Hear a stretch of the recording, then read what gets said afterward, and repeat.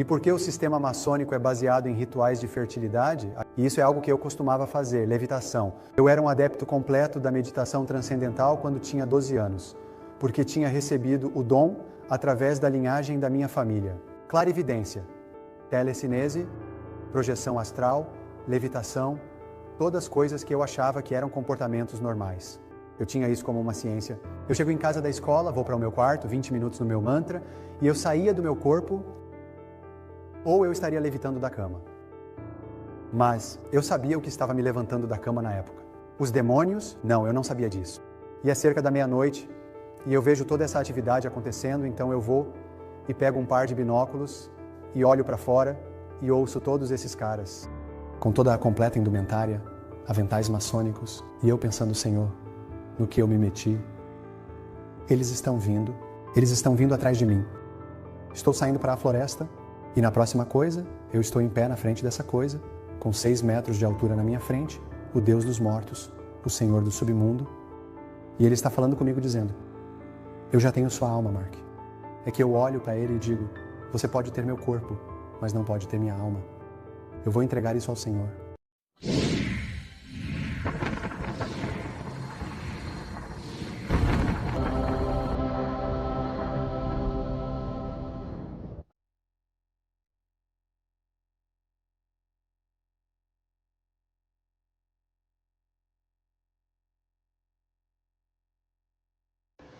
Meu nome é Mark Clemenson e eu viajei hoje de Vermont, Iowa, onde eu moro com minha esposa e minha filha mais nova.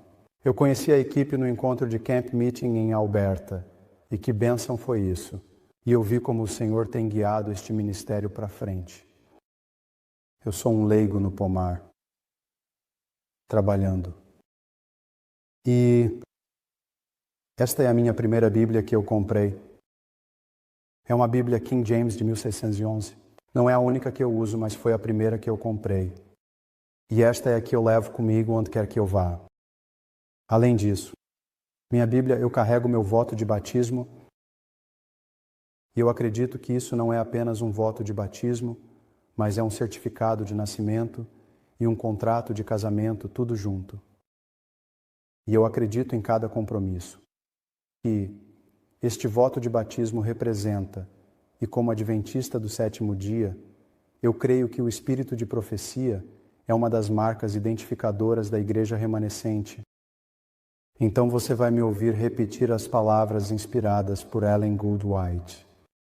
Como a luz menor apontando para a luz maior, me pediram para vir dar meu testemunho pessoal, mas primeiro o que eu queria fazer era estabelecer uma base de onde eu estou hoje e não tanto de onde eu estava, mas nós vamos dar uma olhada nisso. Então vamos começar a olhar para isso primeiro, como estamos como povo e o tempo em que estamos vivendo também. Toda a escritura que você verá aqui vem da Bíblia King James. E vamos começar no livro de Atos, capítulo 1, versículo 8.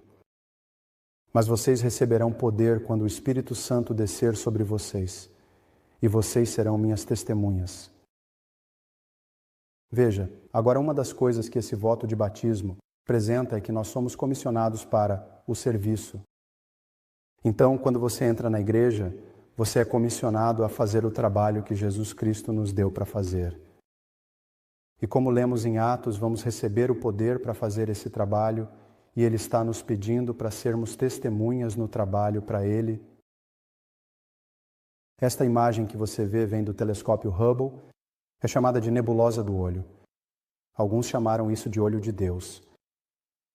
E eu acredito que a obra das suas mãos pode ser vista ao nosso redor, especialmente nas estrelas.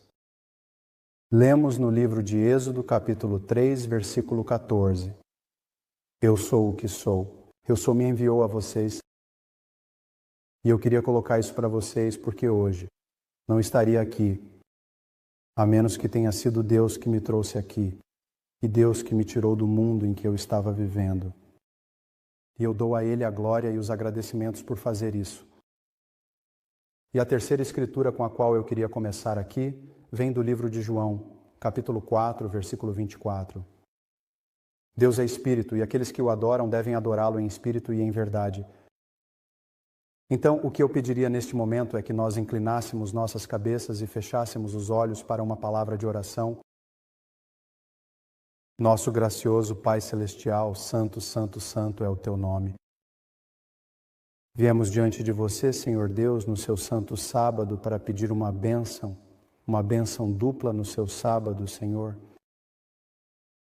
Que nossos corações sejam tocados pelas palavras do alto. Que possamos ser humilhados pela Sua misericórdia e Sua graça.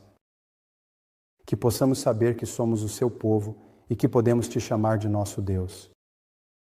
Pai, eu Te peço para me colocar de lado e que Você seja exaltado através do Seu Filho, Jesus Cristo, pois pedimos tudo isso em Seu nome. Amém. Essa representação que vemos aqui, muitos cristãos pensam sobre os tempos antigos de Roma, onde os cristãos eram martirizados, sendo alimentados aos leões. Mas eu estudei um pouco da história e, na verdade, os cristãos não eram dignos de estar no Coliseu. Muitos deles eram amarrados com ratos vivos e sacos de estopa e julgados no rio, porque eles não eram dignos de serem levados para o próprio Coliseu. E é aqui que estamos na beira do tempo agora. Estamos dispostos a lutar por isso. E um dos meus versículos favoritos vem do livro de Apocalipse, capítulo 12, versículo 11. E eles o venceram pelo sangue do Cordeiro e pela palavra do seu testemunho, e não amaram suas vidas até a morte. Então aqui novamente vemos que é Jesus, quem nos salvou pelo seu sangue. Vimos que Ele está nos pedindo para dar nosso testemunho a Ele e que não devemos temer, e mesmo a morte. Devemos aceitar a Bíblia como nosso único credo e manter certas crenças fundamentais nos ensinamentos das Sagradas Escrituras, nosso método de interpretação das Escrituras, deixando que a Escritura interprete a Escritura, linha por linha, preceito por preceito, não é baseado na tradição, mas sim na Bíblia apenas. No livro de João, capítulo 14, versículo 6, lemos: Eu sou o caminho, a verdade e a vida. Ninguém vem ao Pai, senão por mim. Só há um intercessor entre Deus e o homem, e esse é o homem Cristo Jesus. E é isso que devemos olhar nesses últimos dias. Não a nenhuma pessoa em particular, ou a nenhum líder em particular, mas ao Rei e Salvador do mundo.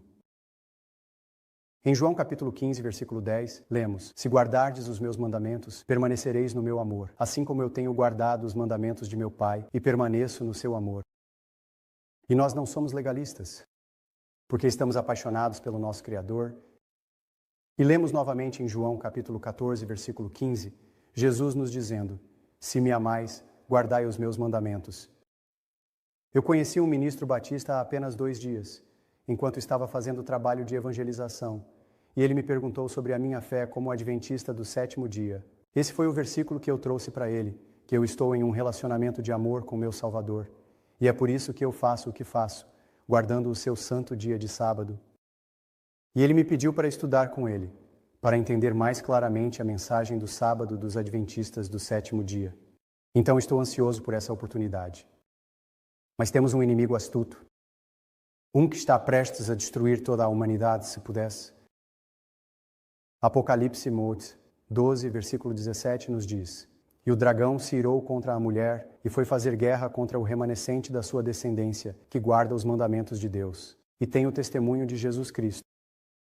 E onde lemos em Apocalipse sobre o testemunho de Jesus Cristo, 19:10, adore a Deus, pois o testemunho de Jesus Cristo é o espírito de profecia.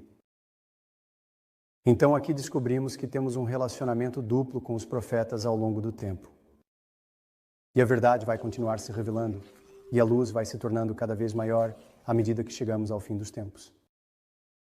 E tanto no Antigo Testamento, quanto no Novo Testamento, à esquerda e à direita, lemos em Joel e em Atos: E acontecerá que depois derramarei o meu espírito sobre toda a carne, e seus filhos e filhas profetizarão, e seus velhos sonharão sonhos, e seus jovens terão visões. Então, como encontramos na igreja primitiva, Não só com Ellen Gould White, mas com outros dos primeiros pioneiros, eles estavam tendo visões. Essas coisas continuarão a crescer e acontecer à medida que nos aproximamos do fim dos tempos também. E eu sei que algumas pessoas com quem estive próximo estão tendo esses sonhos e essas visões, e estamos à beira, no ponto de virada de um evento tremendo e extraordinário que está prestes a acontecer na história da Terra, e todo o universo está assistindo. Em 2 Timóteo 15. Nos é dito para estudar e mostrar-se aprovado diante de Deus, um trabalhador que não precisa se envergonhar, manejando corretamente a palavra da verdade. E pela pena da inspiração, lemos que a Bíblia é a única regra de fé e doutrina, é a pedra angular. A irmã White disse ao seu povo que, se vocês tivessem apenas estudado a Bíblia, não precisariam dos meus escritos. Mas eu só estou na igreja há 10 anos. E assim, os escritos dela me ajudaram a entender mais rapidamente e de forma mais sucinta sobre o que o Senhor estava falando ao seu povo no fim dos tempos. Somente aqueles que têm sido estudantes diligentes das Escrituras e que receberam o amor pela verdade estarão protegidos da poderosa ilusão que cativará o mundo. Pelo testemunho da Bíblia, esses detectarão o enganador em seu disfarce. A todos o tempo de teste chegará. Pela peneiração da tentação, o verdadeiro cristão será revelado. O povo de Deus está agora tão firmemente estabelecido em sua palavra que não cederá às evidências de seus sentidos. Eles, em uma crise como essa, se agarrariam à Bíblia e somente à Bíblia. Satanás, se possível, impedirá que eles obtenham a preparação para estar de pé naquele dia. Ele arranjará as coisas de forma a obstruir seu caminho, enredando-os com tesouros terrenos, causou-lhes a carregar um fardo pesado e cansativo, de modo que seus corações possam estar sobrecarregados com as preocupações desta vida, e o dia da prova possa vir sobre eles como um ladrão. Quantas pessoas conseguem se identificar com o que ela escreveu ali, onde você se sente como um gerbil correndo na roda, tentando constantemente se manter à frente das pequenas coisas da sua vida, e Deus dizendo: deixe-me tirar esses fardos de você, e eu tenho coisas maiores na sua vida que quero que você faça para sair da sua zona de conforto. Para ser uma testemunha de mim, para ir compartilhar o Evangelho nestes últimos dias da história da Terra. Mas como aprendemos em Mateus capítulo 22, versículo 14, muitos são chamados, mas poucos são escolhidos. Então, sabemos que ouvimos a voz dele. Como sabemos que somos capazes de descer naquele rio turbulento para atravessar e chegar à terra prometida, é primeiro nós agindo nesse impulso que Deus nos dá. Precisamos avançar em fé. Precisamos. Aqui também lemos que o Senhor está testando o seu povo para ver quem será leal aos princípios de sua verdade. Nosso trabalho é proclamar ao mundo as mensagens do primeiro, segundo e terceiro anjos. Em nossos deveres não devemos desprezar nem temer nossos inimigos. Agora escute esta afirmação, porque vamos voltar a ela mais tarde. Nos amarrar por contratos com aqueles que não compartilham da nossa fé não está na ordem de Deus. Devemos tratá-los com bondade e cortesia, aqueles que se recusam a ser leais a Deus, mas nunca, nunca devemos nos unir a eles nos conselhos sobre os interesses vitais de seu trabalho. Nunca, nunca devemos nos unir àqueles que não têm a luz da verdade. Colocando nossa confiança em Deus, devemos avançar firmemente, fazendo seu trabalho com desinteresse, em humilde dependência dele, entregando a ele e a tudo que diz respeito ao nosso presente e futuro, mantendo firme até o fim o início da nossa confiança, lembrando que recebemos as bênçãos do céu, não por causa da nossa dignidade, mas por causa da dignidade de Cristo e da nossa aceitação, através da fé nele, da abundante graça de Deus. Conselhos sobre saúde, página 238. Como ela poderia ter colocado isso de forma mais sucinta? Qual é o nosso trabalho para proclamar as mensagens dos 3 anjos? E não se trata de nós. É sobre aquele que nos dá o poder para fazer isso. Lemos em João capítulo 10, versículos 27 a 30. As minhas ovelhas ouvem a minha voz, e eu as conheço, e elas me seguem. E eu lhes dou a vida eterna, e elas nunca hão de perecer, nem ninguém pode arrancá-las da minha mão. Meu Pai, que me deu essas ovelhas, é maior do que todos, e ninguém é capaz de arrancá-las da mão do meu Pai. Eu e meu Pai somos um. Vou me permitir dizer que nenhum ser criado é capaz de nos arrancar da mão do Pai também. Embora Lúcifer gostaria de pensar que poderia nos tirar da mão de Deus, mas Deus disse: não, você não vai conseguir arrancá-lo da minha mão. Podemos nos afastar livremente da mão dele, mas ele nunca nos deixará ir se estivermos nos segurando a ele. Em minha vida hoje, página 338, Deus colocou as promessas em sua palavra para nos levar a ter fé nele. E essas promessas, ele retira o véu da eternidade, nos dando um vislumbre do peso de glória muito maior e eterno que aguarda o vencedor. E onde lemos sobre o vencedor? Em um dos 2 livros que Ellen White mencionou, que são O Pão e o Sangue, Daniel e Apocalipse. Então aqui encontramos em Apocalipse 2:7, quem tem ouvidos, ouça o que o Espírito diz às igrejas. Ao que vencer, eu darei a comer da árvore da vida, que está no meio do paraíso de Deus. E novamente em Apocalipse, lemos no capítulo 3, versículo 5. O que vencer, esse será vestido de vestiduras brancas. E eu não apagarei o nome dele do livro da vida, mas confessarei o nome dele diante do Pai e diante dos anjos. Como eu e um irmão estávamos conversando esta manhã, como ele vai fazer isso acontecer em um universo que estará observando. Para aquele único evento, quando Deus mesmo confessar um indivíduo diante de toda a hoste do céu, o tempo e o espaço se dobrarão. Para que essa pessoa seja vista e reconhecida diante de Deus nos tribunais. E como seremos capazes de nos lançar aos seus pés e dar a Ele a glória pela misericórdia que Ele nos deu? E por último em Apocalipse 3:12, que vem enquanto eu faço dele uma coluna no templo do meu Deus. E eu escreverei sobre ele o nome do meu Deus, que é a Nova Jerusalém que desce do céu. E também nos dizem que vamos receber um novo nome, certo? Que está escrito em uma pedra branca. E que mais ninguém no universo terá esse nome. Então, quando ele pronuncia aquele único nome, ele está falando apenas com você. Aquele único nome dado a você em uma pedra branca para representar a pureza e a justiça de Jesus Cristo, que é a pedra angular da nossa fé.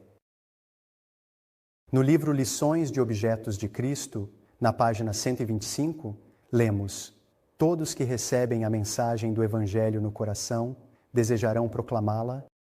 O amor nascido no céu de Cristo deve encontrar expressão. Aqueles que se revestiram de Cristo relatarão sua experiência, traçando passo a passo as orientações do Espírito Santo.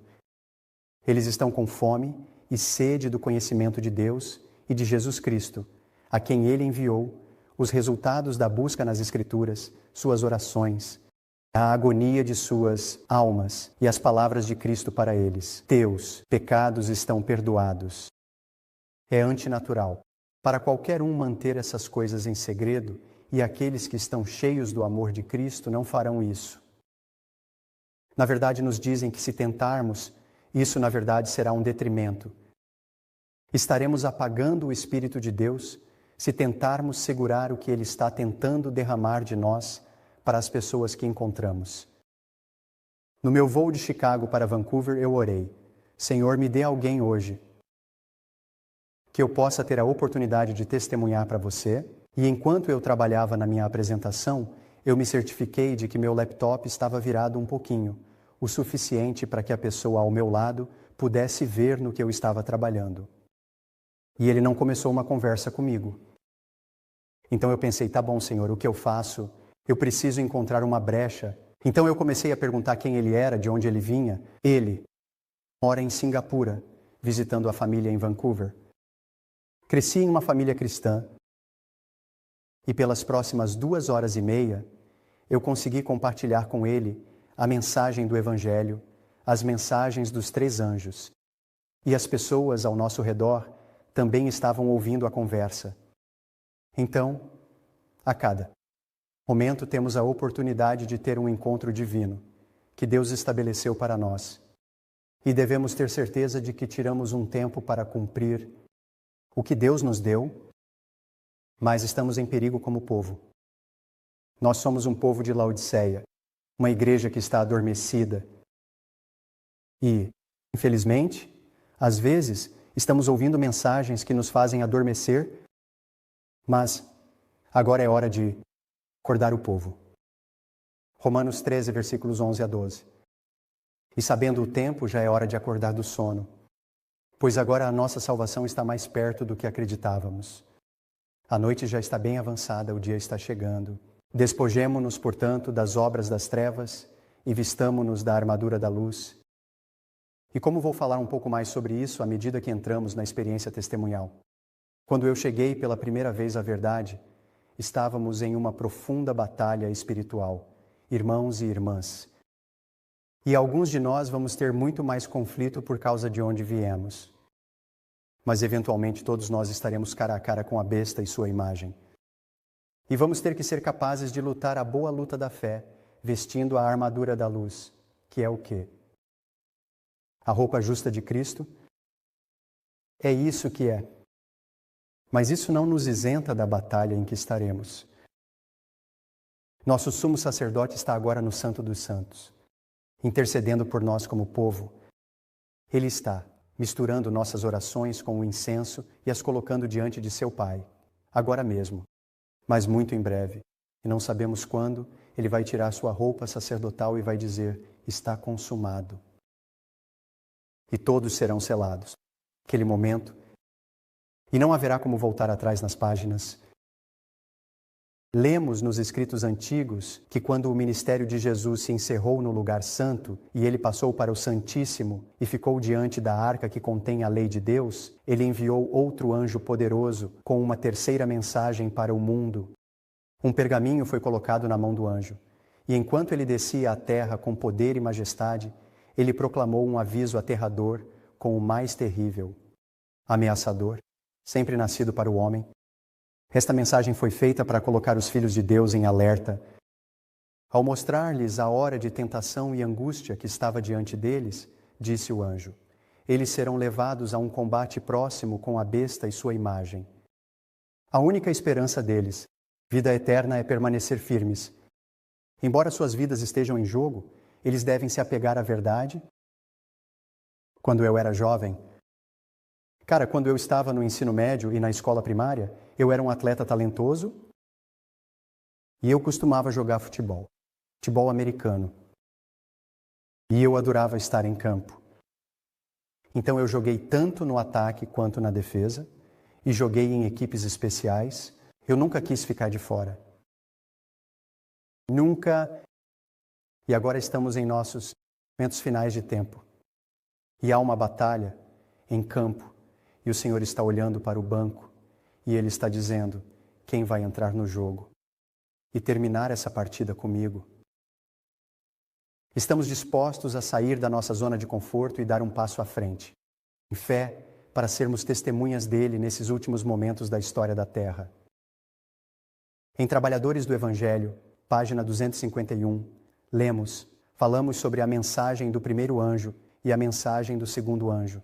E achamos que temos alguma compreensão da mensagem do terceiro anjo. Agora escute isso.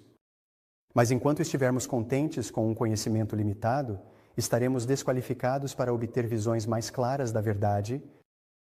Aquele que apresenta a palavra da vida deve dedicar tempo para estudar a Bíblia e examinar seu próprio coração.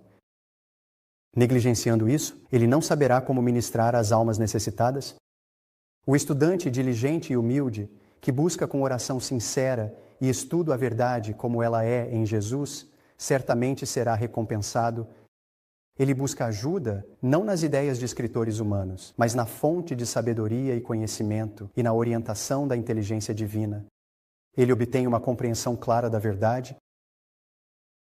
Então estamos dispostos a ter um conhecimento limitado da mensagem do terceiro anjo? Não. Não é nossa resposta. Porque em breve haverá um quarto anjo que descerá para se encontrar com o terceiro anjo, para lhe dar um grande poder e até mesmo abrir ainda mais os pecados que estão na igreja e expor Babilônia completamente. E nós vamos arranhar um pouco essa superfície com meu testemunho um pouco mais tarde. Em Conselho para Escritores e Editores, página 175, temos um trabalho muito importante a fazer, o trabalho de proclamar a mensagem do terceiro anjo. Estamos enfrentando as questões mais importantes que os homens já foram chamados a enfrentar. Todos devem entender as verdades contidas nas 3 mensagens. Agora, ouça isso, pois elas são essenciais para quê? A própria salvação. Imagine só que até mesmo nossa salvação depende da nossa compreensão da palavra de Deus, como ela se relaciona com as mensagens dos 3 anjos. O livro de Daniel, o livro de Apocalipse, o pão e o sangue. Devemos tirar disso e nos preparar para enfrentar um mundo apóstata e mostrar a eles, pela palavra de Deus, quem somos e por que vivemos da maneira que vivemos. Porque, eventualmente, irmãos e irmãs, este livro será tirado de nós. Você acredita nisso? E eu sei que no Canadá, alguns já consideram um crime de ódio alguns dos ensinamentos deste livro. Então, vamos ter as Escrituras na memória, vamos ter a capacidade de puxar as coisas a qualquer momento, quando esses livros forem tirados de nós e estivermos enfrentando o nosso teste. A mensagem do terceiro anjo não será compreendida. A luz que iluminará a terra com sua glória será chamada de luz falsa por aqueles que se recusam a andar em sua glória crescente. Quem está disposto a ficar para trás? E quem está disposto a seguir em frente? Vai seguir em frente com ou sem a gente. E eu prefiro estar em campo, porque eu sei quem ganha o jogo e eu sei quem é o treinador e o capitão do time. E tudo o que ele está procurando são alguns instrumentos humanos para trabalhar e terminar a obra, mas temos um trabalho a fazer. Apocalipse 18:4 nos diz: E eu ouvi outra voz do céu dizendo: Sai dela, meu povo, para que não sejais cúmplices de seus pecados e para que não recebais de suas pragas. Como a representação aqui mostra a antiga Babilônia, pois eles vão reconstruí-la novamente, como estão tentando fazer agora na Torre de Babel, que estará novamente na terra hoje. Então estamos chamando as pessoas de todas as diferentes denominações, todos os diferentes sistemas de crença. Tive a sorte de participar da conferência da ASI em Orlando este ano, e um amigo que conheci lá, Roderick, um australiano, passou os últimos 3 anos e meio testemunhando. A nação muçulmana, a maior população de muçulmanos fora do Oriente Médio, está em torno de Detroit, Michigan, e um dos ímãs mais poderosos do mundo. Tenho ouvido esse homem simples, um leigo e seu sobrinho, e ele fez uma proclamação mundial a todos os ímãs da nação muçulmana de que os adventistas do 7º dia não eram uma denominação cristã. Ele disse que eles eram o povo do livro que Deus previu que viria no final dos tempos. E ele fez isso como uma proclamação mundial para todos os muçulmanos entenderem: encontramos o povo do livro e eles estão bem aqui, agora. Então, veja como o Senhor está juntando as coisas tão rapidamente. Na grande controvérsia, se você ainda não leu, leia. Se você não leu há um tempo, leia de novo. Página 604. Mas Deus ainda tem um povo na Babilônia. E antes da visitação de seus juízos, esses fiéis devem ser chamados, e eles não participam de seus pecados e não recebem de suas pragas. Daí o movimento, simbolizando o anjo descendo do céu, iluminando a terra com a glória e clamando fortemente com uma voz poderosa, e eu sublinho isso, anunciando os pecados da Babilônia. O mundo secular está fazendo um trabalho melhor do que o povo de Deus nos últimos dias fazendo isso. Em conexão com a mensagem, a chamada é ouvida: sai e para o meu povo. Esses anúncios, unindo-se à mensagem do terceiro anjo, constituem o aviso final a ser dado aos habitantes da terra? Eu acredito que estamos no momento em que o Senhor está pronto para derramar o poder do quarto anjo sobre nós, para atender a mensagem do terceiro anjo. E novamente na grande controvérsia, página 606, assim a mensagem do terceiro anjo será proclamada no momento em que for dada com o maior poder. O Senhor trabalhará através de instrumentos humildes, guiando as mentes daqueles que se consagram ao seu serviço. Os trabalhos serão qualificados mais pela unção do seu espírito do que pelo treinamento de instituições literárias. Homens de fé e oração serão levados a sair com zelo santo, declarando as palavras que Deus lhes dá. Os pecados da Babilônia serão expostos. Os resultados temerosos da imposição da observância da Igreja pela autoridade civil, as investidas do espiritualismo, o progresso furtivo, mas voraz do poder papal, tudo será desmascarado. Com esses avisos solenes, o povo será agitado. Milhares e milhares vão ouvir quem nunca ouviu palavras como essas. Na verdade, a irmã White escreve que a mensagem deve voltar para o leste dos Estados Unidos.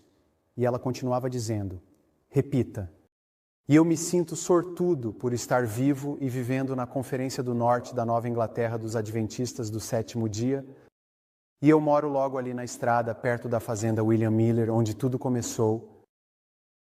E eu sou tão grato por estar vivendo aqui neste momento para poder participar com ele. E vemos, através desta ilustração, uma união tripla que está acontecendo. E, novamente, a grande controvérsia, página 588. Através dos dois grandes erros, a imortalidade da alma e a santidade do domingo, Satanás levará as pessoas a caírem em suas armadilhas. Enquanto o primeiro estabelece a base do espiritualismo, o segundo cria um laço de simpatia com Roma.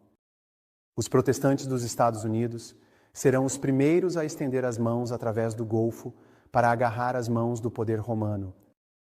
E sob a influência dessa união tripla, este país, os Estados Unidos, seguirá os passos de Roma e pisoteará os direitos de consciência. Agora, é interessante notar que existem apenas 3 cidades-estado no mundo. A Washington, D.C., a nação protestante apóstata, tem o Vaticano, a besta do mar, e então tem a milha quadrada em Londres, Inglaterra, onde o espiritualismo tem sua sede, onde todos os bancos e o comércio do mundo acontecem sob o olhar atento do sistema maçônico. Esta é uma ilustração do que o espiritualismo significa. Como foi dito no jardim, você não morrerá certamente, mas será como deuses, conhecendo o bem e o mal. Então, em torno, na reencarnação, na roda da vida, a alma não morre, mas continua ascendendo e transcendendo através dos espíritos. Quando eu era criança, foi isso que me ensinaram a acreditar. A irmã White escreve em Patriarcas e Profetas, página 685, que o espiritualismo moderno, nas formas de bruxaria antiga, e adoração a ídolos, todos tendo comunhão com os mortos como seu princípio vital, estão fundamentados na primeira mentira que Satanás enganou Eva, no Éden. Vocês não morrerão verdadeiramente, pois Deus sabe que no dia em que comerem disso, vocês serão como deuses. Semelhantes, baseados na falsidade e perpetuando a mesma, eles são semelhantes ao pai da mentira. Então, temos mais cedo da grande controvérsia. Esta é a base dessa união tripla do espiritualismo que todo esse grande sistema babilônico está se unindo. E novamente, o que constitui a Babilônia? A união tripla da besta do mar, que é o papado, a besta da terra, os protestantes apóstatas e a besta do abismo, o espiritualismo. E tudo isso é fundamentado no sistema de adoração ao sol, astrologia. E não vamos gastar tempo olhando para isso, mas essa é a religião número 1 de Satanás. Sempre foi e sempre será, pois ele é o Deus Sol e ele tem seu dia de adoração que ele deseja. Agora, em 2001, o Senhor me chamou. eu cresci em uma família Illuminati. E vamos falar um pouco sobre o que esse termo significa. Mas na época da minha vida, eu era um homem de carreira trabalhando para essa empresa global. Muitos de vocês reconhecem a IBM, International Business Machines. Eu estava no auge da minha carreira. Eu não tenho um diploma universitário, mas me pediram para estar no grupo de especialistas da IBM. Menos de 100 pessoas no mundo, com uma corporação de 350 mil funcionários e 400 mil contratados, eles me pediram para me juntar. Eu fui nomeado. E a primeira reunião que eu fui tinha 13 pessoas na sala, em uma mesa redonda. E nós fomos nos apresentando. E quando chegou a minha vez, eu disse: eu não tenho as credenciais para estar nesta sala. E eles disseram: não, Mark, você tem um dom que precisamos aproveitar, porque vamos levar essa empresa para o novo milênio. E precisamos das suas habilidades para ajudar a espalhar essa mensagem. Veja, agora sob o signo da astrologia, eu era aquariano, que é o portador do conhecimento. E assim eu estava sendo preparado para ser alguém que traz conhecimento. Mas eu acabei nesse lugar, a fazenda William Miller. Então eu estava trabalhando na cidade de Nova York e, através de um amigo do meu pai, comprei um acampamento no interior de Nova York. E eu viajava às vezes e passava por essa plaquinha na estrada, Fazenda William Miller. E a razão pela qual eu reconheci foi porque eu estava começando a ler sobre Deus e o Adventismo. Eu tive um amigo, Bob Richardson, e eu e Bob nos reconectamos recentemente, depois de quase 11 anos. E ele costumávamos viajar bastante, e ele saía depois do jantar e ia para o quarto do hotel. E eu nunca entendi muito bem o porquê. Eu ficava lá com os clientes, e a gente tomava uns drinks e ficava conversando até tarde. E eu perguntei ao Bob uma noite, eu disse: o que você faz? Ele disse: bem, eu vou para o meu quarto e leio a minha Bíblia. Eu disse: ah, tá, isso é interessante. Você lê a sua Bíblia, tá certo. Veja, nesse ponto da minha vida, na minha carreira, eu não percebia como estava sendo preparado e manipulado.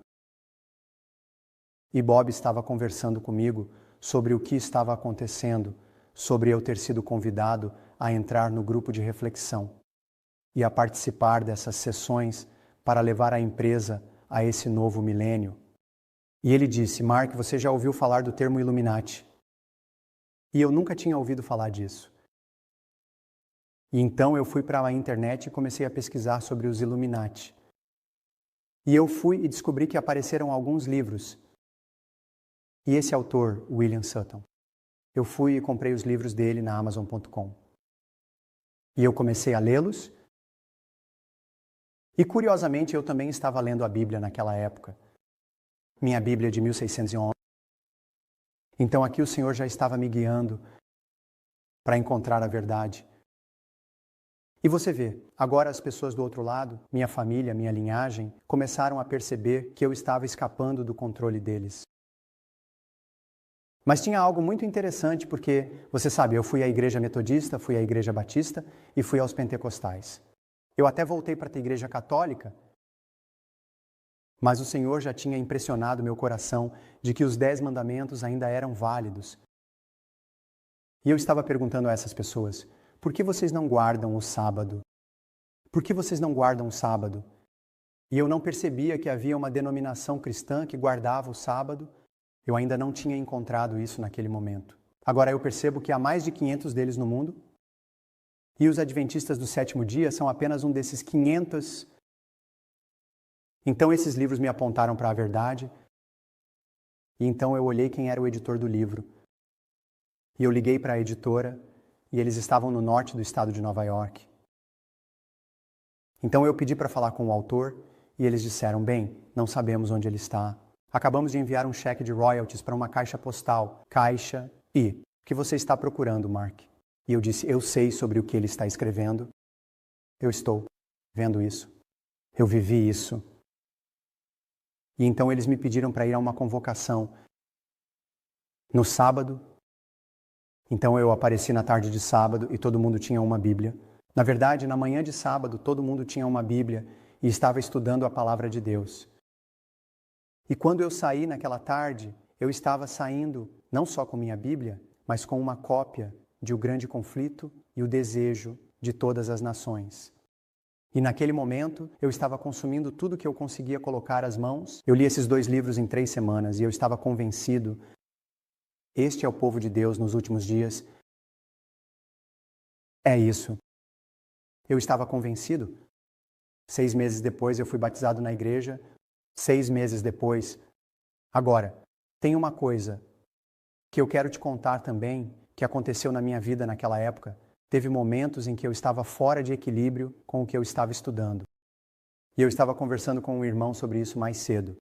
Até onde a gente quer estudar o mal ou o diabo, até onde você quer ir nessa toca do coelho.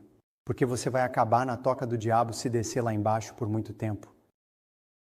Então eu tive que reequilibrar minha vida e garantir que Cristo fosse o primeiro e o mais importante. Mas eu estava pronto para descascar essa camada da cebola. E a grande controvérsia disse: exponha os pecados da Babilônia, Mark.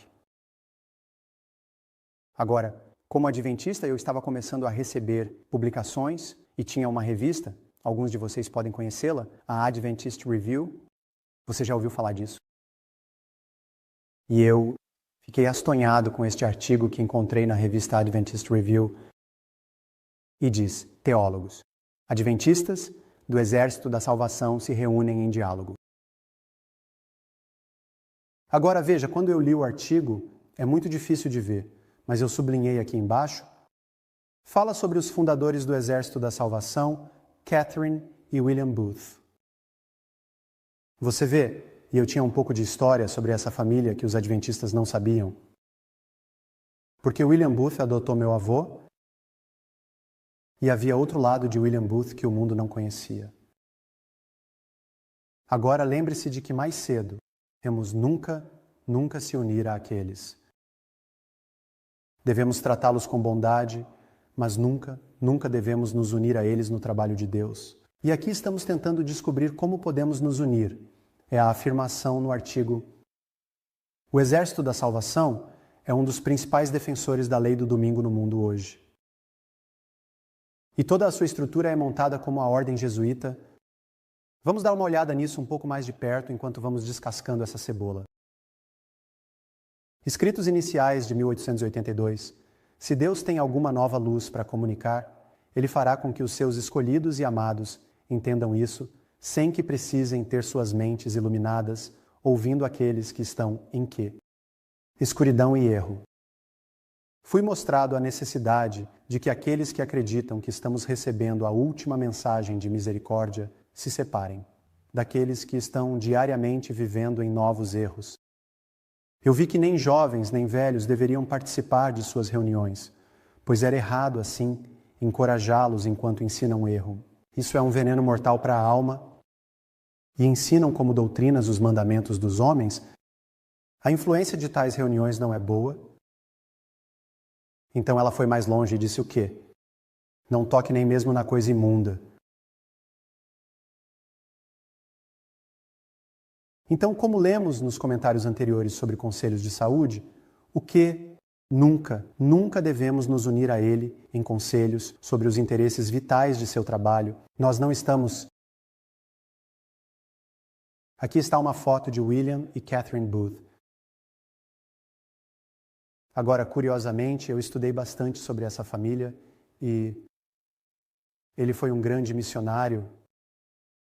Ele fez um grande trabalho em Londres, entrando nas casas de prostituição e nos bares, tirando as pessoas de lá e pregando a mensagem do Evangelho. Mas havia outro lado dele que ninguém realmente entendia. Ele se tornou o fundador e o primeiro general do Exército da Salvação em 1912. Agora você notou o logo. Nós vemos isso em todo lugar, certo? E há muitas pessoas boas lá que estão fazendo um ótimo trabalho e que amam o Senhor. Agora, algo interessante aqui é que William Booth era um maçom de 33º grau. O fundador do Exército da Salvação adotou o logo do escudo vermelho para o ministério cristão, e escudo vermelho se pronuncia Rothschild. Em alemão, você vê, William Booth tinha um investidor chamado Nathaniel Rothschild, que financiou o estabelecimento do Exército da Salvação. E o que ele fez foi pedir a William Booth para ir à Índia, estabelecer seu novo território. Agora, a dinastia Rothschild já havia estabelecido uma grande indústria na Índia através de uma empresa chamada East India Trading Company, o maior traficante de ópio do mundo. Precisavam de fachada. E onde você acha que eles se escondiam? Os lucros. Então, meu avô, que foi levado ainda menino para a Índia, perto do Tibete, foi ensinado e criado por jesuítas nas escolas de mistério do Himalaia. E então meu pai e meu tio nasceram na Índia e também foram para as mesmas escolas de mistério dos jesuítas nas montanhas do Himalaia. Então, eu estava sendo preparado como parte da linhagem da família para participar. Agora, meu avô acabou trabalhando para a East India Trading Company. Ele acabou se tornando o líder de uma loja branca de maçonaria. Na América do Norte, vemos lojas azuis, e as lojas azuis simbolizam que é uma quantidade mais restrita de luz. Eles não têm toda a verdade. Enquanto a loja branca tem todo o espectro de luz. E assim, quando meu avô morreu, ele deu ao meu pai seu avental maçônico. E então, isso foi passado para mim também. Então aqui estava eu, em um ponto de virada na minha carreira na IBM. Eu percebi para o que eu estava sendo preparado. E algumas das coisas, as tecnologias em que estávamos trabalhando, tínhamos um ditado. Você teria amnésia industrial depois que saísse da reunião, porque você não podia falar sobre isso. Havia coisas que aconteciam, corrupção em altos escalões. Eu trabalhei com contas da Organização das Nações Unidas, até a polícia local e as agências estaduais. E, infelizmente, há muitas pessoas ruins, mas também há muitas pessoas boas nesses lugares. E esse é o nosso trabalho, novamente, chamar eles para fora da Babilônia e trazê-los para a verdade. Então, em Darjeeling, Gothels, onde meu avô e meu pai foram criados na fronteira do Tibete, eu me lembro do meu pai contando uma história sobre quando eles iam até os mosteiros dos monges tibetanos e assistiam os monges levitando 80, 100 pés no ar e como eles ficaram astonados com isso. Agora, o ensino deles era conhecido como luciferianismo. E eu peguei essas definições do Wikipédia porque acho que elas explicam bem o que significa luciferianismo, porque eles não acreditam em Satanás por si só. O luciferianismo, a incorporação do conhecimento que reconhece os princípios de Lúcifer como a luz da evolução consciente, como um Deus ou como um princípio, Lúcifer é o portador da luz. Sabemos disso pelas Escrituras. A luz ilumina a consciência dos seres sábios e aguça os sentidos e a percepção para experimentar níveis mais elevados de ser. Você está naquela roda de reencarnação, girando e está tentando subir pelos seus chakras para se tornar um Mahatma. O luciferianismo é o caminho da autorrealização, é o eu superior, é o caminho centrado, nem à esquerda nem à direita, pois Lúcifer é a estrela que brilha de manhã e à noite. O ponto de luz entre forças opostas. É o símbolo do Yin Yang que eu tinha tatuado no meu corpo porque estava entendendo o ensinamento puro do luciferianismo como a autorrealização. Agora também temos outra definição. O luciferianismo espiritual tem suas raízes nos ensinamentos esotéricos do ocultismo ocidental e do hermetismo.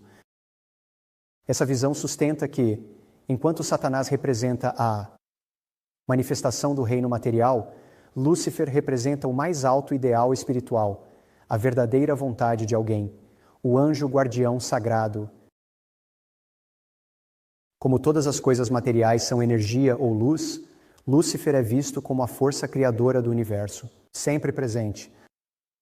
Curiosamente, aqui eles acrescentam que alguns maçons clássicos usavam o termo luciferiano em seus sentidos acadêmicos de trazer iluminação, invocando Prometeu, que roubou o fogo dos deuses para trazer aos homens. Então, enquanto eu crescia e conhecia esses seres iluminados, que eu acreditava serem meus ancestrais falecidos. Novamente, a base dele é o espiritualismo. Eu achava que estava sendo levado à verdadeira compreensão da autoconsciência e à conquista do eu superior. E começou em uma idade muito jovem. Vamos olhar para a definição de um maçom, um membro de uma grande organização fraternal chamada Maçons Livres e Aceitos, ou Maçons Antigos Livres e Aceitos, que tem certos rituais secretos. Eu conversei com muitos maçons. Recentemente eu falei em uma igreja em New Hampshire e eu estava dando meu testemunho e um senhor se levantou, virou-se para toda a congregação e disse: "Eu tenho um anúncio a fazer. Eu sou um maçom de 32º grau. E o que eu vi hoje do que o Mark compartilhou, eu quero me assumir. E eu quero que você saiba que eu quero me assumir." Então nós o trouxemos, fizemos uma temporada de oração ao redor dele e agora ele está trabalhando para ser batizado finalmente na igreja, longe da maçonaria. Agora, curiosamente, William Miller era um maçom de mais alto grau da ordem em sua época. Eu tenho uma cópia da carta de renúncia que ele deu à loja quando ele veio para a verdade. Eu acredito que algumas das pessoas que estarão mais próximas do trono de Deus foram os principais, gentes de Satanás, aqui na terra. Então não devemos descartar nenhum deles. E novamente, vamos olhar para o termo aqui, Illuminati. Significa qualquer um dos vários grupos que afirmam ter uma iluminação religiosa especial. Pessoas que vão afirmar serem comumente iluminadas. Vamos aprofundar um pouco mais nesse termo, porque ele está sendo muito usado na sociedade hoje, em filmes dentro da igreja, e as pessoas, você sabe, teoria da conspiração. O que isso significa? Mas vamos ao Dicionário da Herança Americana, publicado em 1969. Depois desse tempo, eles removeram essa definição. Eles removeram. Diz que os Illuminati são pessoas que afirmam ser incomumente iluminadas, o que lemos no dicionário Webster, mas continua dizendo que são pessoas consideradas ateias. Sabemos sobre elas com os republicanos libertários, radicais de 1798. Eles estavam envolvidos na América com a 14ª emenda, e então continua chamando-os de enciclopédias, maçons e jacobins. Então, os Illuminati são uma célula, a própria maçonaria, e eu vou te mostrar, a partir dos próprios escritos deles, George Washington declarou publicamente em 1798, que é uma data importante para nós, como adventistas, que ele reconheceu que a atividade dos Illuminati havia chegado aos Inés. Ele afirmou: "Não é minha intenção duvidar da doutrina dos Illuminati e dos princípios do jacobinismo que se espalharam pelos Estados Unidos. Pelo contrário, ninguém está mais satisfeito com isso do que eu." Você vê, em 1798, Napoleão Bonaparte, durante o reinado do terror, exilou o Papa, certo? E nós não vamos estudar isso em detalhes, mas Napoleão e todos os seus irmãos eram maçons. E eles prometeram recuperar o Vaticano depois que o Vaticano tentou destruir os Cavaleiros Templários centenas e centenas de anos antes. E agora temos os maçons no Vaticano desde 1798. E então, em 18, eu acredito que seja 22, eles reinstalam a Ordem dos Jesuítas. Então aqui esses dois grupos estão agora trabalhando juntos. Aqui está outro Booth, relacionado à família Booth. Na história americana tivemos que aprender sobre isso. Alguns podem conhecer este homem, ele era um assassino. O nome dele era John Wilkes Booth. E ele matou Abraham Lincoln.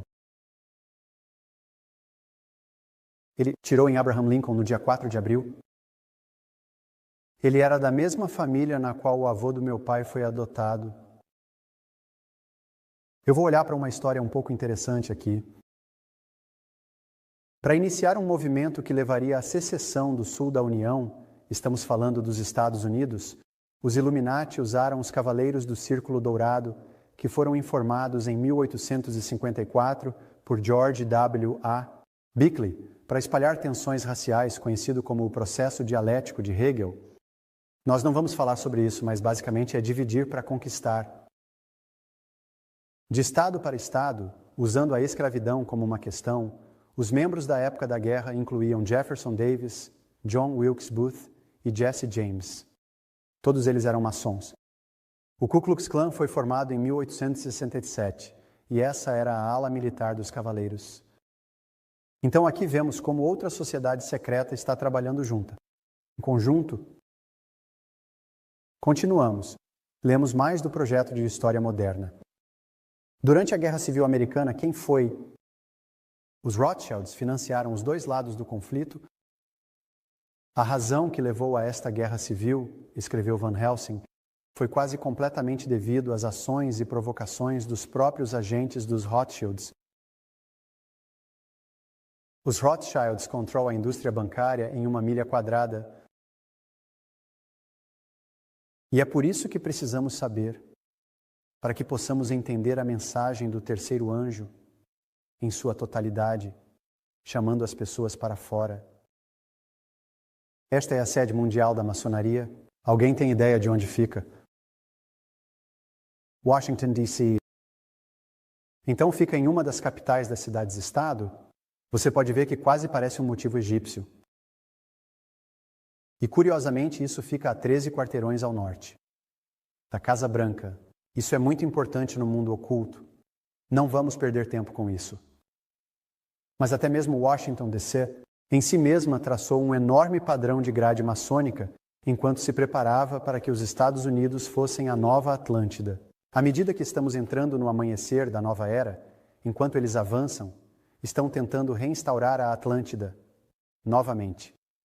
Então, a biblioteca principal do Supremo Conselho do 33º grau do antigo rito escocês, aceito da maçonaria, o Conselho Supremo Mãe do Mundo, em Washington, D.C., é dedicada ao general confederado Albert Pike, o chefe judiciário do KKK.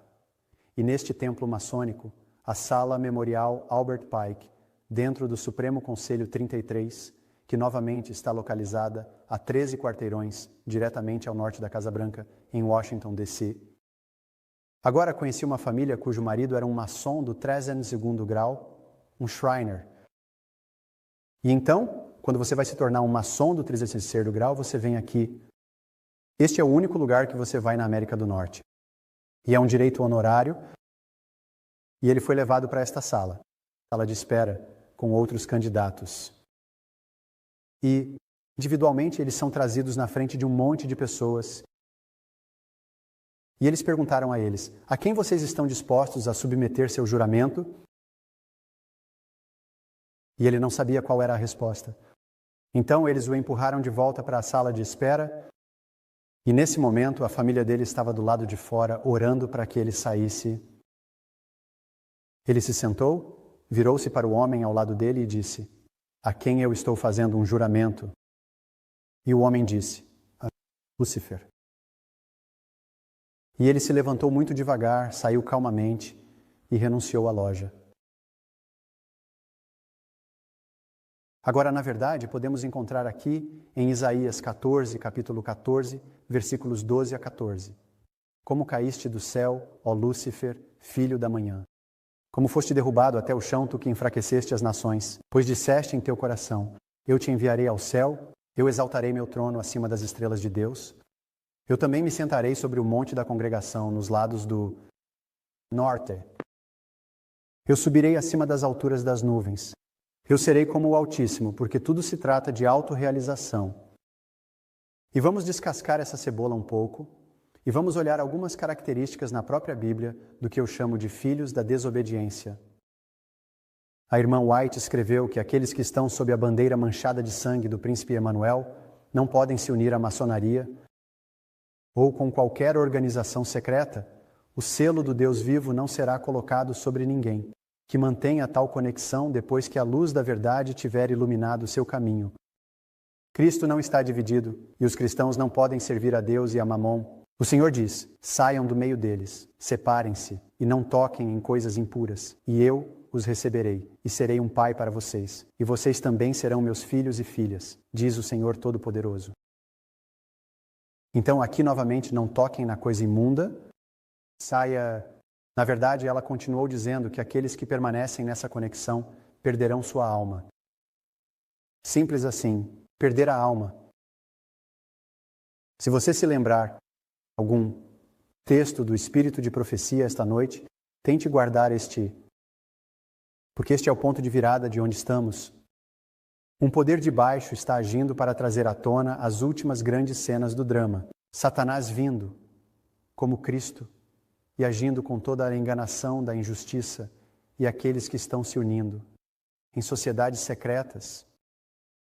Então, quando líderes da igreja ou anciãos da igreja me dizem que isso é teoria da conspiração, que são opiniões, eu posso ir ao Espírito de Profecia e dizer: veja o que a irmã White escreveu. E ela disse, em outros escritos, se formos estudar o mistério da iniquidade, vamos estudar as sociedades secretas e isso vai desdobrar ainda mais ao fazermos isso. Mateus 6, 24. Ninguém pode servir a dois senhores, pois ou ele vai odiar um e amar o outro, ou vai se apegar a um e desprezar o outro. Não pode servir a Deus e a Mamon.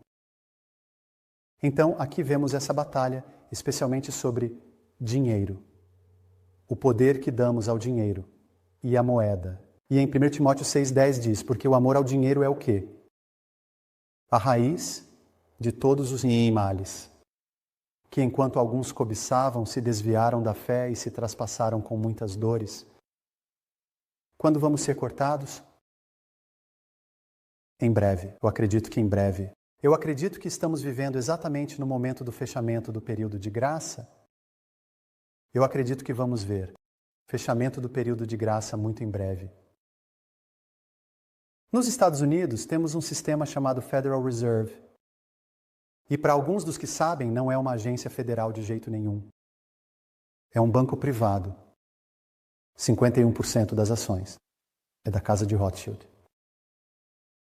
E no comunicado deles, uma das declarações foi: permita-me emitir e controlar o dinheiro de uma nação, e não me importo quem faz suas leis.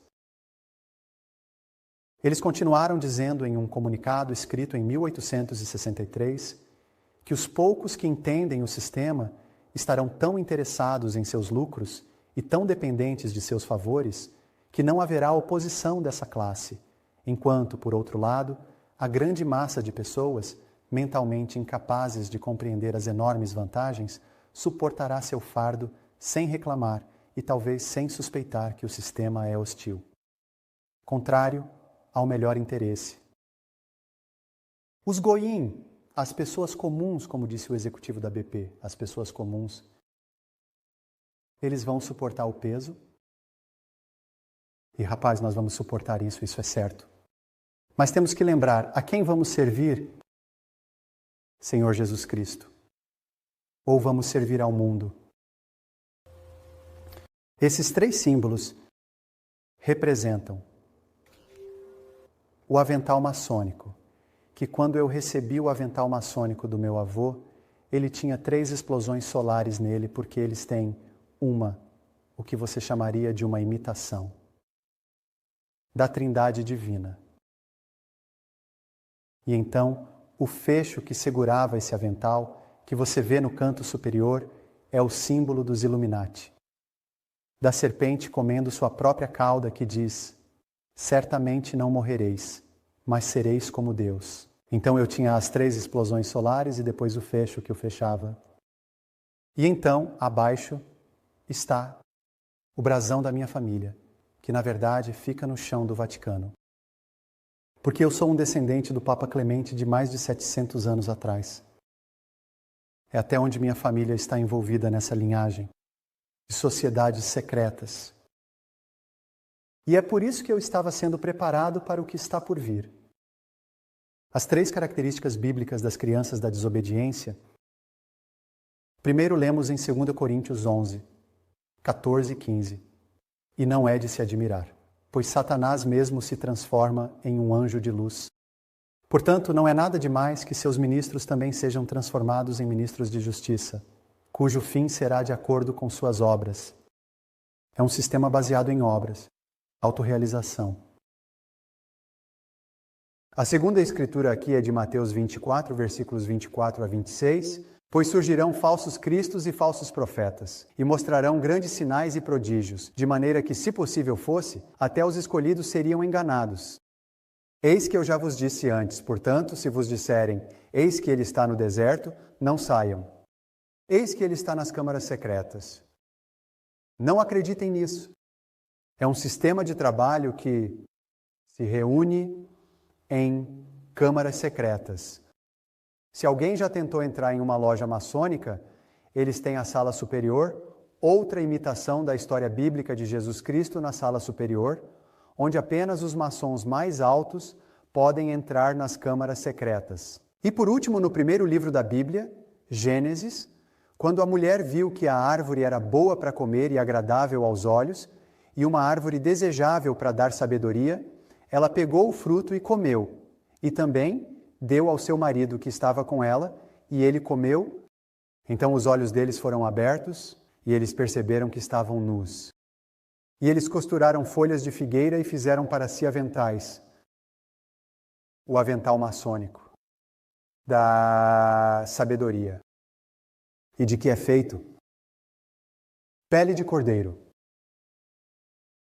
Que fachada para o primeiro cordeiro que foi sacrificado pelos pecados que Adão e Eva cometeram quando Deus os vestiu com a pele de cordeiro. E porque o sistema maçônico é baseado em rituais de fertilidade, aquele avental cobre o Santo dos Santos. Esse é o ensinamento deles. Que fachada! O cristianismo. E isso é algo que eu costumava fazer, levitação. Eu era um adepto completo da meditação transcendental quando tinha 12 anos, porque tinha recebido o dom através da linhagem da minha família. Clarividência, telecinese, projeção astral, levitação, todas coisas que eu achava que eram comportamentos normais. E eu conversava com meus amigos na escola e eles diziam: Martim, não sabemos do que você está falando, mas é algo fora deste mundo. E eu fico tipo, vamos lá, você consegue fazer isso? Eu tinha isso como uma ciência. Eu chego em casa da escola, vou para o meu quarto, 20 minutos no meu mantra, e eu saía do meu corpo, ou eu estaria levitando da cama. Mas eu sabia o que estava me levantando da cama na época. Os demônios, não, eu não sabia disso. E logo ali estavam esses iluminados prontos para me mostrar o caminho. E eu vi algumas coisas bem fascinantes que provavelmente institucionalizariam algumas pessoas se elas as vissem hoje. Então é aqui que eu estava. Essa é a vida que eu cresci e entendi. Mas não foi até eu ler a Bíblia em Deuteronômio, no capítulo 18, onde Deus disse que essas coisas são uma abominação. Sabe, vamos ler isso.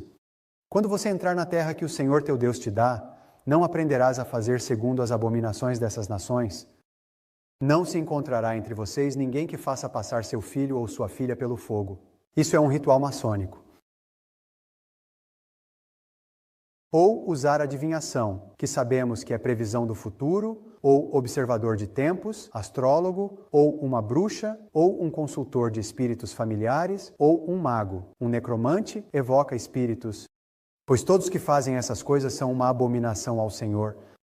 E por causa dessas abominações, o Senhor teu Deus os expulsou de diante de ti. Você será perfeito com o Senhor teu Deus.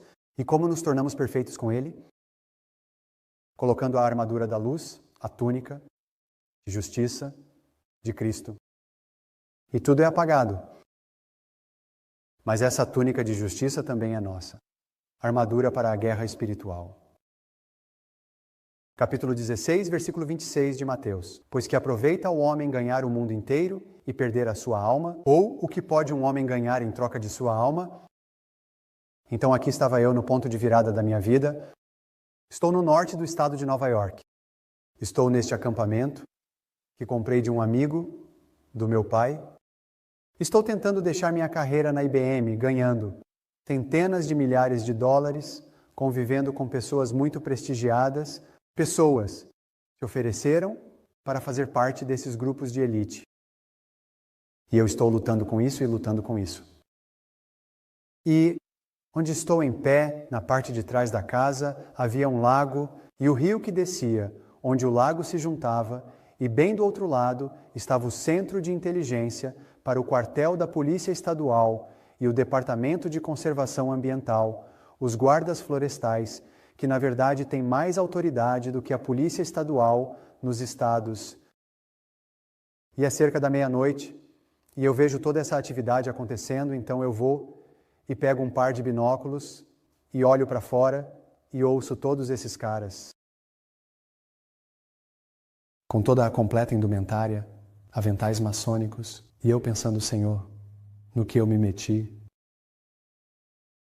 E aí eu estou parado lá no convés, fazendo uma panorâmica, e de repente eu paro, olho, e tem um par de miras olhando pela minha luneta. Eu estou olhando pela luneta dele, e ele está com um fuzil apontado para a minha cabeça. Então eu aceno, e ele acena de volta para mim, e eu caio de joelhos. Eu disse, Senhor, eu não sei o que fazer. O que eu vou fazer? Isso é no meio do nada, e é um condado escuro, completamente sob o controle deles.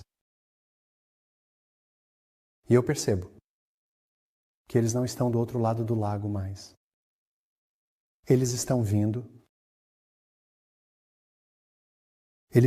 atrás de mim. E eu estou orando, Senhor, o que eu vou fazer? O que eu vou fazer? É isso. Com uma voz pequena e calma, Mark. Tire seus sapatos e meias e vá lá fora e diga a eles que você pertence a mim. Certo, Senhor. Ok? Então eu tirei meus sapatos, eu tirei minhas meias, eu pulei do fundo do convés, estou saindo para a floresta. E na próxima coisa, eu estou em pé na frente dessa coisa, com 6 metros de altura na minha frente, o Deus dos mortos, o Senhor do submundo, Anubis. E ao lado dele, ele está empilhando almas, embrulhadas em sacos de estopa, com os olhos cortados, amarradas, se contorcendo. E ele está falando comigo dizendo, eu já tenho sua alma, Mark. E a próxima coisa que eu sei é que eu olho para ele e digo, você pode ter meu corpo, mas não pode ter minha alma. Eu vou entregar isso ao Senhor. Essa coisa desaparece. Esses homens ao meu redor estão todos se afastando. E então essa voz pequena e calma diz, Mark, vá para dentro. Esta não é sua batalha. Então eu fui para dentro, fui para a cama, acordei na manhã seguinte, fui para a cidade, vi alguns dos homens no restaurante me perguntando como eu tinha dormido naquela noite. Eu disse, dormi muito bem, muito obrigado. Recebi uma ligação do meu amigo mais velho, meu pai, e ele disse, se você sair de trás da sombra dele, vai acabar com uma bala na cabeça. Estou te dizendo como seu pai, nós não podemos te tocar. Não saia de trás da sombra dele. Faz muito tempo desde que meu pai e eu nos reconectamos depois disso. E eu ainda oro por ele. Porque ele foi totalmente enganado por esse sistema. Totalmente enganado. A irmã White escreve que, à medida que nos aproximamos do fim dos tempos, haverá um desfile eterno de poder pagão cada vez maior e mais intenso. Deuses pagãos manifestarão seu poder sinal e se exibirão diante das cidades do mundo. E essa delimitação já começou a se cumprir por meio de uma variedade de imagens O Senhor Jesus representou a João o caráter ímpio e a influência sedutora daqueles que se destacaram pela perseguição do povo de Deus. Ela continuou a escrever em lançamentos de manuscritos que todos precisam de sabedoria para investigar cuidadosamente o mistério da iniquidade que figura tão amplamente no encerramento da história da Terra. A apresentação de Deus sobre as obras detestáveis dos habitantes dos poderes dominantes deste mundo que se unem em sociedades secretas e confederações. Não honrar a lei de Deus deve permitir que as pessoas que têm a luz da verdade se mantenham longe desses males. Cada vez mais, os falsos religiosos do mundo vão manifestar suas ações malignas, pois só existem duas partes: aqueles que guardam os mandamentos de Deus e aqueles que guerreiam contra a santa lei de Deus. Vai ser totalmente preto e branco bem em breve. Totalmente preto e branco. Queria jogar isso aqui rapidamente. O altar a Hermes, que fica na sala de meditação das Nações Unidas, o altar a Hermes, a palavra Hermes significa filho de Cam. E onde sabemos sobre Cam? Ele era um filho de Noé. Ham teve 3 filhos, Ham, Sem e Jafé. Dizem que Ham ficou bêbado e dormiu com seu pai. Ham gerou Cush, e Cush gerou Nimrod. Cush era o líder, Nimrod era a ferramenta. E lemos nos ensinamentos maçônicos, você não consegue ver muito bem aqui, que Nimrod, o rei da Babilônia e da Síria, teve atribuída a ele a primeira organização de fraternidade de artesãos, dizendo que ele deu uma tarefa aos trabalhadores que ajudaram o rei de Nínive. A construção de cidades. Nimrod é considerado o primeiro mestre maçom. É a ele que eles se referem. E o que Nimrod fez? Ele desdenhou de Deus. Assim como eles estão desdenhando dele hoje. Apocalipse 3:20. Eis que estou à porta e bato. Se alguém ouvir a minha voz e abrir a porta, eu entrarei e cearei com ele, e ele comigo. Ele está batendo em todos os nossos corações. E eu acho que pelo menos uma pessoa na sua vida, ou você vai conhecer, ou já conhece, que está enganada ou perdida nesse sistema, precisa das suas orações, precisa da verdade e precisa ver o caráter de Cristo revelado em você para que possamos tirá-la da Babilônia. A razão pela qual o Senhor me disse para tirar os sapatos e as meias, eu não percebi isso até ler mais tarde. Em Êxodo capítulo 3, versículo 5, ele disse: não te aproximes daqui, tira as sandálias dos pés, porque o lugar onde estás é terra santa. Pois o lugar onde você está é terra santa. Então aqui está meu Deus intercedendo em meu favor e dizendo: Ele é meu. Ele não é seu. Ele é meu. Eu devo tudo a Ele. Estou disposto a morrer por Ele como uma testemunha. Só Ele sabe. Esse testemunho tocou muitas vidas ao longo dos anos e também trouxe uma grande perseguição na minha vida. E eu estou te dizendo, não tenha medo, pois o amor perfeito lança fora todo medo. Deus está procurando um povo que esteja disposto a defender a verdade. Você vê, esse é o campo de batalha. Não é mais tanto a analogia do jogo. Esse é o campo de batalha.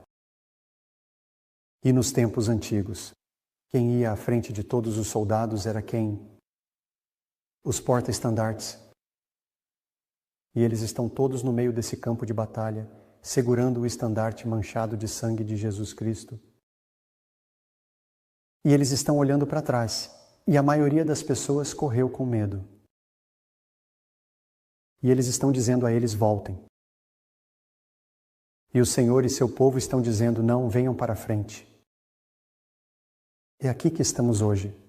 É aqui que vamos nos posicionar. Essa é a linha na areia que vamos traçar. Não vamos mais diluir a mensagem do terceiro anjo. Vamos expor os pecados da Babilônia para que o mundo todo veja.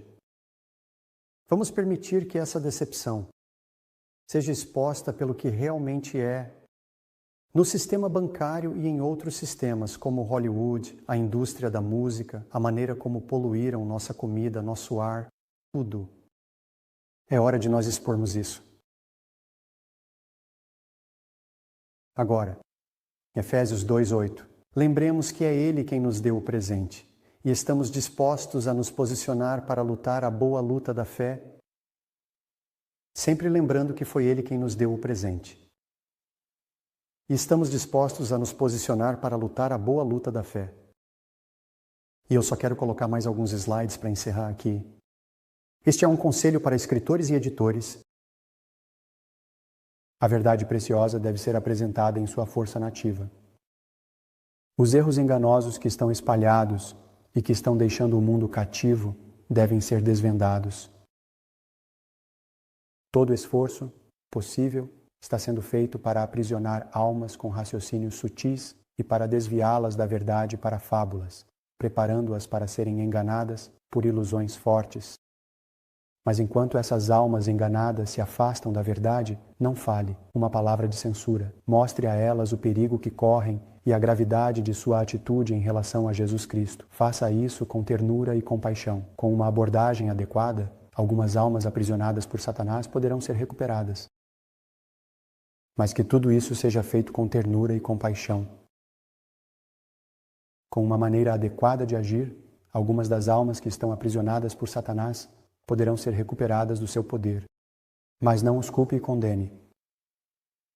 Ridicularizar a posição daqueles que estão em erro não vai abrir os olhos deles, nem atraí-los para a verdade. Você tem que continuar indo e orando, como eu tenho feito por anos agora pela minha família. Anos. E Jesus respondeu e disse a eles: tenham fé em Deus, pois em verdade eu lhes digo que todo aquele que disser a esta montanha, levanta-te e lança-te ao mar, e não duvidar em seu coração, mas crer que as coisas que ele diz vão acontecer, ele terá tudo o que disser. É uma promessa. É uma promessa. Quando minha filha mais velha entrou, a igreja foi batizada e saiu 1 ano depois. Ele me prometeu, porém, que ela vai voltar. E eu não posso duvidar. A promessa dele. E nosso sumo sacerdote está nos dizendo, 1 Pedro 2:9. Mas você é escolhidos como o quê? Uma geração, um sacerdócio real, uma nação santa, um povo peculiar, que ele mostrou as louvores daquele que os chamou das trevas para a sua maravilhosa luz. Nós somos o seu povo peculiar vivendo no ponto de virada de uma crise estupenda. E estamos dispostos novamente a lutar a boa luta da fé. Meu povo é destruído por falta de conhecimento. E se você continuar lendo, diz que por causa da falta de conhecimento, até mesmo nos próprios mandamentos. Sabe, eu ouço nos círculos adventistas que ficamos tão obcecados com o 4º mandamento e nem conseguimos passar pelo 2º. Você se chama de cristão. Eu estava conversando com um irmão hoje. Se sua família e seus amigos não te reconhecem como um cristão, você provavelmente não é um cristão. Então, se chamar de um, blasfemar contra Deus. E eu acho que se fôssemos olhar mais para o 2º mandamento, o 4º entraria muito facilmente na mistura. Seria pela nossa natureza. E por último, ao encerrarmos com Apocalipse 12:11 e Daniel na cova dos leões, que testemunho espetacular ele tem para nos dar sobre o anjo que desceu e fechou as bocas. Que homem de fé! Que homem de fé! Então devemos vencer pelo sangue do Cordeiro. Quem? Satanás? E pela palavra do nosso testemunho, e não amando nossas vidas até a morte, eu quero fazer um apelo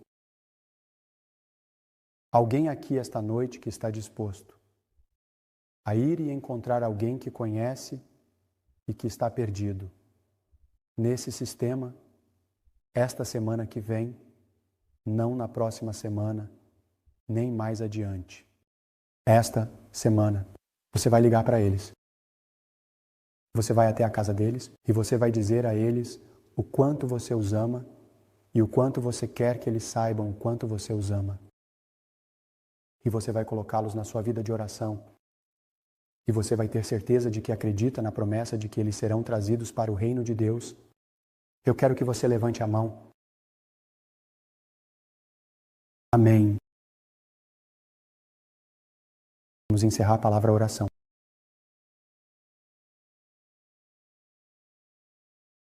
Pai nosso, Abba, Senhor, é a você que viemos diante de para consagrar nossos corações.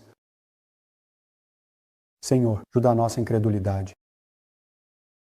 Sabemos que estamos vivendo em tempos perigosos e estamos tão envolvidos com as coisas deste mundo que estamos cegos para algumas das coisas simples que você colocou diante de nós. Ajuda-nos a perceber, Senhor, as coisas simples que você colocou em nossas vidas e a desobstruir nossas mentes. Ajuda-nos a sermos melhores mordomos da sua palavra. Ajuda-nos a sermos melhores testemunhas. Senhor, pedimos que você continue a fazer crescer e fortalecer aqueles que estão aqui representados em suas famílias. Une-os, Senhor, no amor que você nos mostrou através do sacrifício do seu Filho, para que possamos perceber em nossas mentes finitas apenas um gostinho desse amor que você tem por nós, para que possamos compartilhar com alguém mais. Nós te louvamos e te agradecemos em nome santo de Jesus. Amém.